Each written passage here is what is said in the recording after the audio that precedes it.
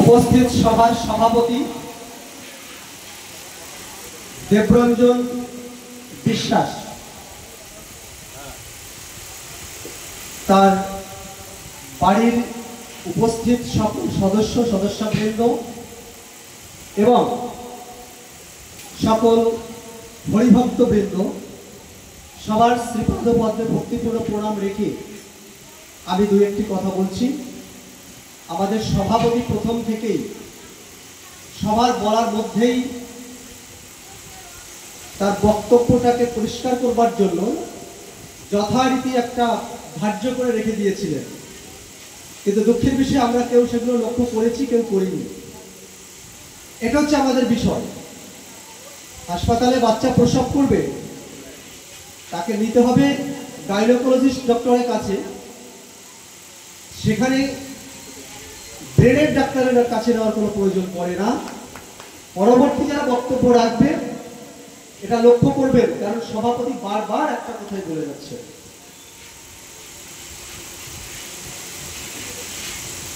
এবার আসি আমাদের সভাপতির বক্তব্য শুরু করেছিলাম। আমাদের সভাপতি বলেছেন যে কেন আমরা এই শ্রাদ্ধ বা শ্রদ্ধা অনুষ্ঠান এটা করব, আর এর প্রচার প্রসারের জন্য আমাদের কি করণীয়, এটাই ছিল মূল বিষয়। তো সর্বপ্রথম আমি শ্রদ্ধা জ্ঞাপন করছি যারা ব্রাহ্মণ্যবাদের বিরুদ্ধে দাঁড়িয়ে কথা বলেছেন বা কাজ করেছেন, তাদেরকে ধন্যবাদ জানাই। ব্রাহ্মণের উপরে আমার কোনো বিন্দুমাত্র রাগ নেই, আমার অভিমান আছে শুধুমাত্র ব্রাহ্মণ্যবাদের উপরে। তাই আপনারা কেউ আমাকে ভুল বুঝবেন না। প্রথমেই পুরোহিত দর্পণ, শ্রাদ্ধ শব্দটা একটা গালাগালি। আমরা আমাদের হরিচাঁদ ঠাকুর, যারা ইসলাম ধর্মের মানুষ, তারা কোরআন শরীফ মানে, তারা হাদিস মানে, মুহাম্মদ সাল্লাল্লাহু আলাইহি সাল্লাম নবীজিকে মানেন, তবেই তারা হচ্ছেন মুসলিম। যারা খ্রিস্টান, তারা বাইবেলকে মানেন এবং পাদ্রীদের নিয়ম নীতি তারা মানেন, তবেই তারা খ্রিস্টান। তেমনি যতগুলো ধর্ম আছে সবগুলো ধর্মে তাদের মূল ধর্মগ্রন্থ এবং তাদের যে স্রষ্টা বা যে ধর্ম প্রচারক তার উপদেশ বাণী মানতেন বলেই তাদের ধর্ম প্রকাশিত। এবার আসি যারা হিন্দু ধর্ম, তাদের হিন্দু ধর্মের প্রধান ধর্মগ্রন্থের নাম কি? বেদ। তার মানে বেদকে মানতে হবে, বেদকে প্রাধান্য দিতে হবে, বেদের কথা শুনতে হবে, তবে আপনি হিন্দু ধর্মের মানুষ। এখন হরিচাঁদ ঠাকুর কি বেদ মানতেন? হরিচাঁদ ঠাকুর কি বেদ মানতেন? না, মানতেন না। কারণ তিনি নিজে বলেছেন, কুকুরের উচ্ছিষ্ট প্রসাদ পেলে খাই, বেদ বিধি শৌচাচার নাহি মানিতাম। তার মানে তিনি মানতেন না বেদ, তার মানে তিনি হিন্দু নন।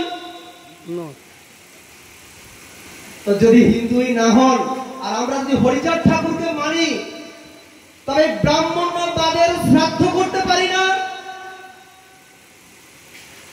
যদি আমরা হরিচাঁদ ঠাকুরকে মানি, শ্রী শ্রী হরি লীলামৃতকে মানি, তবে আমাদের বৈদিক বিরুদ্ধে কথা বলতে হবে। তো বৈদিকের মধ্যে আছে শ্রাদ্ধ। কি আছে সেই মন্ত্রে? পাপহম পাপ কর্মাহ পাপাত্মা পাপ সম্ভাবা ত্রাহিমাম কৃপা দেবা শরণাগত বাৎসল্য।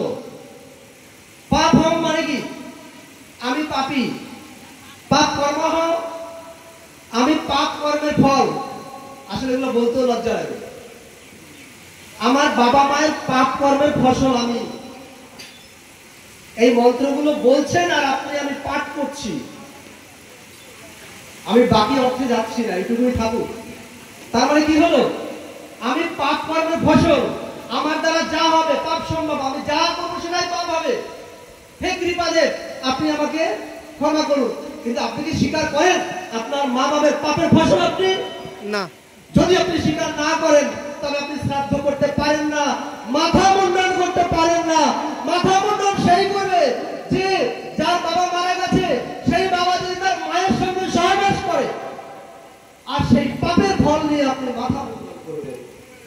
আমার কথা নয়। তার মানে আপনার মাথা মুন্ডন করে আপনি কি প্রমাণ করলেন?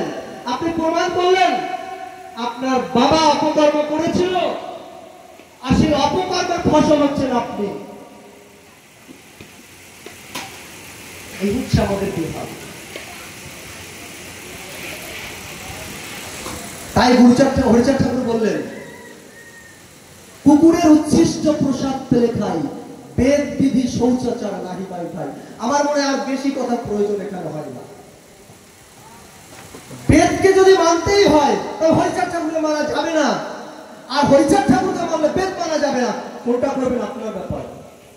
আজকে একটা রোল মডেল হচ্ছে, বিভিন্ন জায়গায় ব্রাহ্মণ্যবাদের বিরুদ্ধে আন্দোলন হচ্ছে, গর্জিত হয়ে উঠছে মানুষ।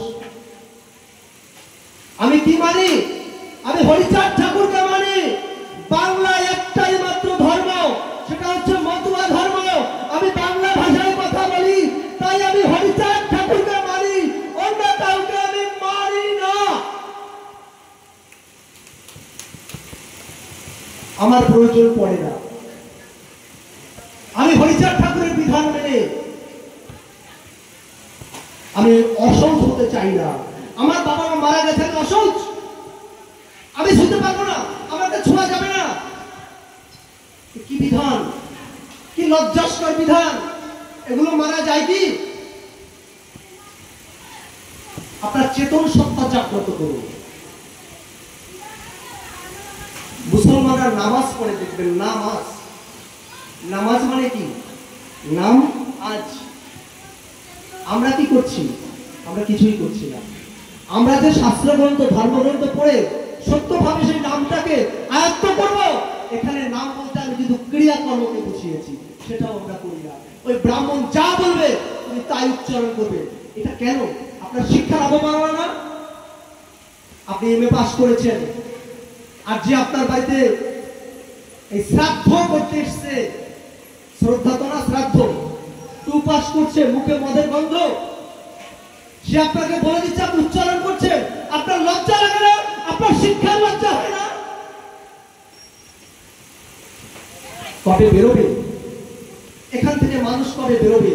আমার মাইকের আওয়াজ যত দূর পর্যন্ত যায়, এই আওয়াজের মধ্যে যদি কোনো মানুষ থেকে থাকে, আমার কোনো কথা প্রতিবাদ করবে, সে আসতে পারে।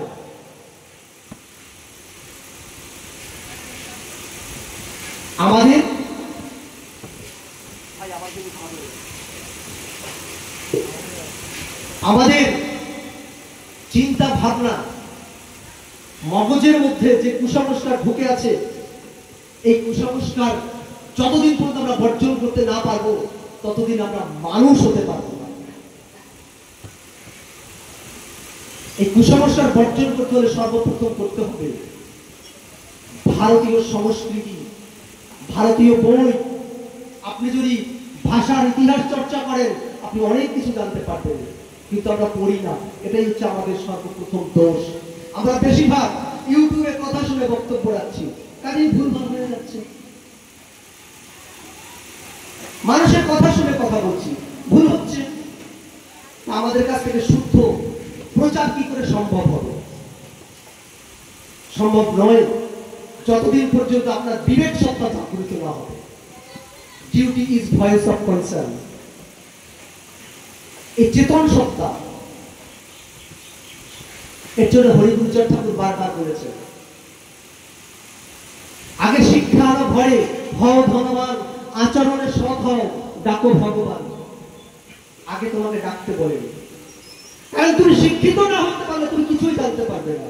তুমি মূর্খই থেকে যাবে, তোমার দ্বারা কিচ্ছুই হবে না। আমিও মানুষ, তুমিও মানুষ, পার্থক্য শুধু মানসিকতা। সেই মানসিকতাটা আমাদের দিয়েছে হরিগুঞ্জন ঠাকুর। আর সেই হরিচাঁদ ঠাকুরের বিধান মানতে হলে সবার আগে ব্রাহ্মণ্যবাদকে ছাটিয়ে বিদায় করতে হবে। আপনি যদি ব্রাহ্মণ্যবাদকে আঁকড়ে ধরেন, আপনি কোনোদিন মানুষ হতে পারবেন না। যে সময় আছে একটা ছোট্ট গল্প বলব। এই গল্পটা আমি প্রায় আসলেই করি, বিভিন্ন জায়গায় করি। যারা আমার ভিডিওগুলো শোনেন বা ইউটিউব দেখেন, এই গল্পটা প্রায় বলছি, খুবই প্রাসঙ্গিক। আজ থেকে 6 মাস আগে আমার মা মারা গেছে। গল্পটা একটু করি। 6 মাস আগে মারা গেছেন। আমাদের গ্রামের বাড়িতে প্রচুর লোক এসছে। জয় স্যারের মা মারা গেছে, তো মদের ব্যবস্থা তো হবে। এই আরেকটা কুপ্রথা আমাদের মধ্যে, আরেকটা কুপ্রথা, ঝাঁটা দিয়ে বিদায় করা যাবে। বাবা মা মারা যাবে, মদ খেতে খেতে নিয়ে যাবে, কিসের এগুলো? এগুলো কি লজ্জা করে না?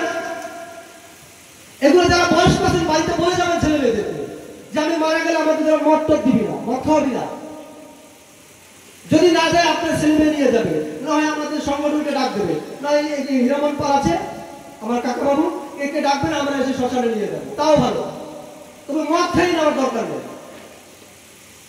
তো আমার বাড়িতে যথারীতি গ্রামের বাড়িতে লোক ভরে গেছে, এত লোক হয়েছে। তো আমি বেরিয়ে বললাম আমাদের বাড়িতে কিন্তু মদের সুব্যবস্থাটা নাই। বিশ্বাস করুন ৬-৭ জন ছিল, সব ফাঁকা হয়ে গেছে। আমি ওই দিন জানলাম যে বয়স্ক মানুষ পর্যন্ত কিভাবে মদ খায়। ফাঁকা হয়ে গেছে। দাদা বলল তুই কি কাজ করবি, এখন কি করবি? আমি কিন্তু পরিকল্পনা আমি করেই রেখেছিলাম যে আমার মা মারা গেলে আমি মাটিও দেবো না, আগুনেও পোড়াবো না, তার মূল্যবান দেহটাকে আমি কাজে লাগাবো। তো যখন চলে গেল, মা মারা যাওয়ার 1 ঘন্টার মধ্যে ডেথ সার্টিফিকেটটা নিয়ে আমি শান্তিপুর মরমিতে ফোন করলাম। ফোন করবার পরে শান্তিপুর থেকে মরমিতে এসে মায়ের চোখ থেকে 2টো কর্নিয়া তুলে নিল। কর্নিয়া তুলে নিয়ে 2জন অন্ধ মানুষের চোখে বসানো হলো। এখন 2জন অন্ধ মানুষ আমার মার চোখে পৃথিবীর আলো দেখছে। তারপরে কি করলাম? তারপরে মার দেহটা এমস মেডিকেল কলেজ কল্যাণীতে ডোনেট করলাম, যে মার দেহটা অবশিষ্ট অংশ মানুষের কাজে লাগে। তাই মার দেহটাকে আমি এমস মেডিকেল কলেজে ডোনেট করেছি। ডোনেট করে যখন বাড়িতে আসি তখন যথারীতি কাকা জ্যাঠারা আমার গলায় দড়ি পরানোর জন্য রেডি হয়ে আছে। কাপড় টাপড় আর দড়ি রেখেছে, দড়ি পরানো। যখন দড়ি পরাবে আমি বলছি এটা কি? বলছে বাবা এটা পড়তে হয়। বলছি ছাগলের গলায় গিয়ে পড়াও, আমার গলায় পড়াবো না। আপনারা দেখেছেন যে আমার একটা ভিডিও ভীষণ ভাইরাল হয়েছিল, মাথা মুন্ডন গলায় দড়ি আর গরু ছাগলের গলায় দড়ি, এর মধ্যে পার্থক্য কি আছে? যদিও এরপরেই এটা আমি করেছিলাম। তো যেই বলছি যে গরু ছাগলকে দিয়ে দাও, আমার গলায় দেবে না, কাকা বাবু যথারীতি রাগ করলেন। আমি আর বললাম না। আমার ভাইজিকে বললাম ডিম দিয়ে ভাত দিবি, আমি তাই হবে। বলছে এটা করতে নেই। বলছে আমি করবো, আমি ডিম ভাত খাবো। আরে বাবা মা যদি মারা যায়, সেই সন্তান কান্না করতে করতে তার শোকে কষ্ট হয়, তখন তার মুখে ভালো খাবার দিলেও যায় না। আর সেই সময় যদি আমাদেরকে সেদ্ধ চাল খাওয়ানো হয়, তবে তার মধ্যে শর্করা প্রোটিন কি থাকছে? কিছুই থাকছে না, সেটা এমনি অসুস্থ হয়ে পড়বে। উচিত কি ওই সময় তাকে আরো ভালো খাবার খাওয়ানো। এই মাছ মাংস সম্পর্কে ধারণা একটা ভুল ধারণা। এর মধ্যে কতটুকু প্রোটিন, কতটুকু এগুলো নজর নেই, এগুলো মানুষের খেয়াল করে না। তো আমি এটা খাবো। তারপরে আমি খেলাম। যথারীতি আমাদের ওই গ্রামে মানে এখনো মনসা পুজোয় মনসাকে দুধ কলা দেওয়া হয়, সাপকে দুধ কলা দেওয়া হয়। তো বুঝতে পারছেন হয়তো এই গ্রামে হয় না, আমাদের ওখানে হয়। তার মানে এতটা কুসংস্কারের জায়গা। যথারীতি 5 দিন পরে আমার বাড়িতে 3 গ্রামের মানুষ এসেছে, 3-4 গ্রামে লোক ভরে গেছে যে জয় এরকম অনাচার করছে, আমাদের গ্রামটা ধ্বংস হয়ে যাবে, আমাদের গ্রামে প্লাবন আসবে, ক্ষতি হবে। তো যখন আসলেন আমার স্ত্রী বলে যে আমি কি ওসিকে একটা ফোন করবো? বলছি না, ওই দেখো 2-1 পকেটে পেন ধরা শিক্ষিত ছেলেপান আছে, তা শিক্ষিত ছেলেপান থাকলে বই খুলে বুঝবে। তো তারপরে আমার বাড়িতে ওরা বিভিন্ন প্রশ্ন করে, আমি উত্তর দিচ্ছি, পুরোহিত দর্পণ থেকে, ব্রহ্মবৈবর্ত পুরাণ থেকে, এইসব উত্তর দিতে দিতে সেখানে গুরুপ্রসাদের ব্যাপার, বিয়ের পরে যে কাল রাত্রি মানেন আপনারা, মানেন তো কাল রাত্রি? না মানে না এখন। যাক ধন্যবাদ। এই যে কাল রাত্রি বিয়ের পরে আমার স্ত্রীকে, তবে আপনাদের এখানে কাছাকাছি একটা ঘরে একটা জায়গায় ঘটেছে, তো সে বউটা এমএ পাস ছিল, তো ওকে কাল রাত্রি করতে ব্রাহ্মণের কাছে পাঠিয়েছে। পাঠানোর পরে আপনাদের হাসখালির মধ্যে, তো বউটা যখন ওই গুরুদেব ঘরের মধ্যে গেছে তাকে দেহ শুদ্ধ করবার জন্য, বউটা ওই দরজার দাসা দিয়ে এমন পিটিয়েছে, তোর হাত পা তো ভেঙেছে, এখনো কৃষ্ণনগরে জেল কাটছে, এখনো তার মেয়াদটা পূর্ণ হয়নি। যদিও আজকে আলোচনার বিষয়টা নয়, যদি কোনদিন হয় এটা বিস্তারিত বলবো। এরপরে যখন আমি তাদেরকে এইসব বোঝালাম, আমার গ্রামের মানুষ বলল, তুমি যা করছো ঠিক করেছো, এরপর থেকে তুমি এই কাজটাই করবে, আমরা তোমাকে সহযোগিতা করব। আমার মায়ের শ্রদ্ধা জ্ঞাপনে AIIMS medical college, PG hospital, Nilratan hospital সহ 28টা সংগঠন এসেছিল, বিজ্ঞান মঞ্চ থেকে শুরু করে। কিন্তু আমি সেখানে সার্থক হয়েছি, আমার ভালো লেগেছে। এই বাড়িতেও ব্রাহ্মণ্যবাদের বিরুদ্ধে যিনি গর্জে উঠেছেন তাকে আমি প্রণাম জানাই। আর এই মাইকের আওয়াজ যতদূর যাবে, সেই মানুষগুলো যেন কুসংস্কার বর্জিত, পিতা মাতার প্রতি শ্রদ্ধা জ্ঞাপন করতে পারেন, কুসংস্কারে দূরভূত করে সত্যের ন্যায় হরিগুরুচাঁদ ঠাকুরকে প্রাধান্য দিয়ে মতুয়া